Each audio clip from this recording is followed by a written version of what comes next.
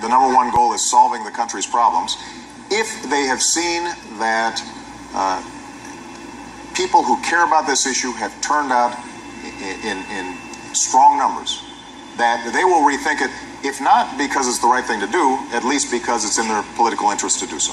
What I confess I did not expect, and so I'm happy to take responsibility for being naive here, is that, and we've had this conversation before, there's the thinking that the president is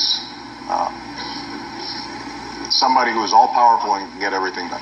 Well, these things have to be done right, and so the first thing is that the DREAM Act, although I think the vast majority of people support the goals of it, has a lot of problems. It's much broader than even its acts will admit to. It leads to chain migration. It has a lot of problems. It's much broader than even its acts will admit to. It leads to chain migration. It has real serious problems, it's currently, but not do it in a way that encourages illegal immigration or rewards illegal immigration. Gotta ask Snooki, I guess. All right, have phone, have pen, will dictate. What the hell is wrong with the president? Today, he said this. I've got a pen and I've got a phone. And I can use that pen to sign executive orders and take executive actions and administrative actions that move the ball forward. I've got a handful of pens and I've got 2 phones. One up, Broseph. What the hell is wrong with the president? Did he lose his mind? I have a whole opinion, by the way, so ask me later. Yeah. So when you hear me talking about using my pen and my phone to make a difference for middle-class Americans and those working to get into the middle class, that's what I mean. And I'm going to keep asking students and parents and business leaders to help, because there are millions of Americans outside Washington who are tired of stale political arguments, ready to move this country forward, and determined to restore the founding vision of opportunity for all.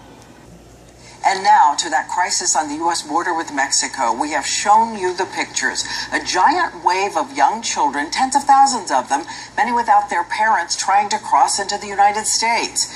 Here, Americans stopping their buses and forcing them to turn back. And today, President Obama asked for billions of dollars to staunch the tide. ABC's chief White House correspondent Jonathan Carl. We have to stand up and fight. The White House today asked Congress for $3.7 billion to deal with the flood of unaccompanied children coming into the United States illegally. Nearly half of the money would go to care for the children while they await deportation hearings. Most of the rest for beefing up border security and hiring new judges and lawyers to process the cases. It's going to be a tough sell. Republicans today accuse the president of asking for a blank check. Obama travels to Texas tomorrow for political fundraising in Dallas and Austin, but he will also meet with Texas Governor Rick Perry. It may be a tense conversation.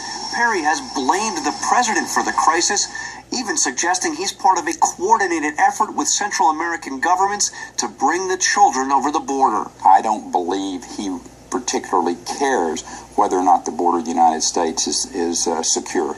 And that's the reason there's been this lack of effort, this lack of focus, this lack of resources. One place the president won't be visiting tomorrow is the border. Despite intense criticism from Republicans and even some Democrats, the White House says the president doesn't need to go to the border because he's been there before and is fully aware of what's going on. Where many don't make it across alive.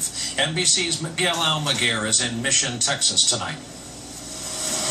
Brian, good evening. This is what some call the front lines of the immigration border, a place along the southwest here where so many make a life or death decision. Berks County, Texas, the final leg for some undocumented immigrants crossing into the U.S. This is what ranchers call the killing fields, scorching desert land. This is where they lay up and rest. There are signs hundreds are crossing here. LaVoger Durham just found 2 bodies on his ranch last week. I've been trying to expose the killing fields of Brooks County here for 2.5 years. And I've been trying to get some attention to relate the fact that there are people dying. For 35 miles in 100-degree heat, no shade, no water, just the desperate fight to stay alive. Durham set up this water station to make sure immigrants don't die on his land. This year, they're finding bodies of more children, like 15-year-old Gilberto Ramos, who made the journey from Guatemala. He died in Texas, headed to find his brother in Chicago. What's going on? His dream, says his brother, was to come here to earn money for our sick mom. A dirt plot at the edge of town is where more than 100 unidentified immigrant mothers and fathers were buried. No headstones, no names. They'll need more room here. We have recovered 37 bodies this year. And I think it's fair to say that for every one we recover, we're probably missing 5 or 10. With hundreds of children crossing the Texas border every day, authorities are overwhelmed. It hurts me sometimes to turn it man, but it's my job. Last night, after his 3-week grueling journey from Guatemala, Edgar Tuaca gave up.